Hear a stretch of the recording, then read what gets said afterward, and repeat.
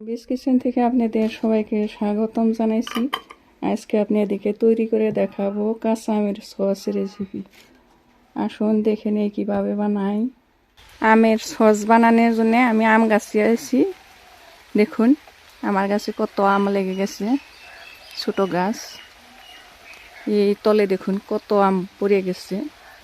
এবার আমগুলো বেশিরভাগই পড়ে গেছে। এই দেখুন আমি এখন আম তুলে নিব সস বানানোর জন্য।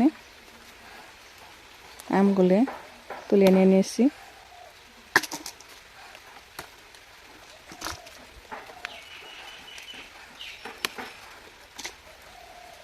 একেবারে তলে লাগছে এই আমগুলো, আমি হাত দিয়ে ছিঁড়ে নিলাম। এখন আমি মরিচ গাছে থেকে কাঁচা মরিচ তুলে নিয়ে নেব।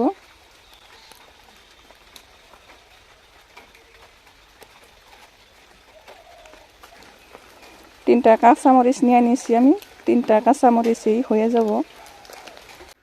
এখন আমি আমগুলো কেটে নিয়ে নেব। 5টা আম নিয়ে নিয়েছি আমি। আমগুলো এরকম ছোট ছোট করে কেটে নিয়ে নিয়েছি। 3টা কাঁচামরিচ দিয়ে দিচ্ছি। 1 কাপ পানি দিয়ে দিচ্ছি। গ্যাসটা অন করে দিচ্ছি। এখন ঢাকনা দিয়ে ঢেকে আমি আমটা সিদ্ধ করে নেব। আমটা আমার সিদ্ধ হয়ে গেছে। এখন ঠান্ডা করে আমি গ্রাইন্ডারের জারে গ্রাইন্ড করে নেব।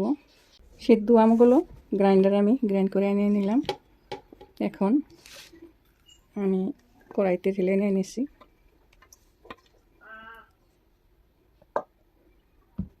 এখন আমি গ্যাসে তুলে দিয়ে দিচ্ছি।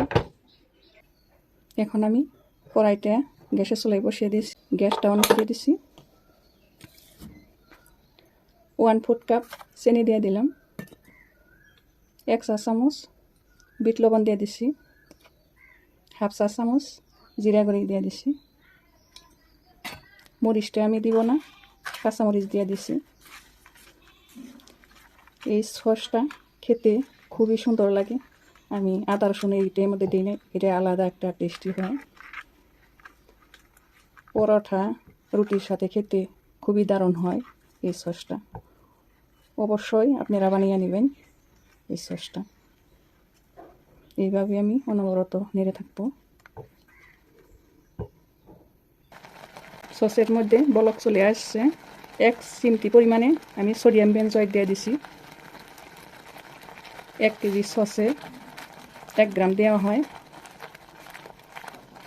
এই সোডিয়াম বেনজয়েডটাই এই সসটা সংরক্ষণ করে রাখবো অনেক দিন। গ্যাসের ফ্লেমটা আমি মিডিয়াম করে দিয়েছি। 1/4 চা চামচ অ্যাসিটিক অ্যাসিড দিয়ে দিচ্ছি। আপনারা অ্যাসিডের পরিবর্তে ভিনেগার 2 চা চামচ দিতে পারবেন। এই আমার অ্যাসিটিক অ্যাসিড এটা আমার থেকে দিয়ে দিছি। আমার সসটা প্রায় হয়ে গেছে, ঘন হয়ে গেছে। অল্প পরে আমি নামিয়ে নিব। এখন আমি সামান্য পরিমাণে গ্রিন ফুড কালার দিয়ে দিছি। যেহেতু আমার কাঁচা আমের সস, কাঁচা আমের কালারটা আসার জন্য। এখন আমি নেড়ে চেড়ে নিব। এখন আমার সসটা হয়ে গেছে। গ্যাসটা অফ করে আমি নামিয়ে নিচ্ছি। সসটা আমার ঠান্ডা হয়ে গেছে। এখন একটি কাঁচের বয়ামে উঠিয়ে নিয়ে নিচ্ছি।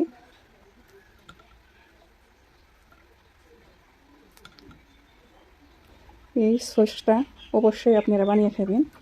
এই সসটা পরোটা রুটির সাথে খুবই সুন্দর লাগে, ব্রেডের সাথেও খাওয়া যায়।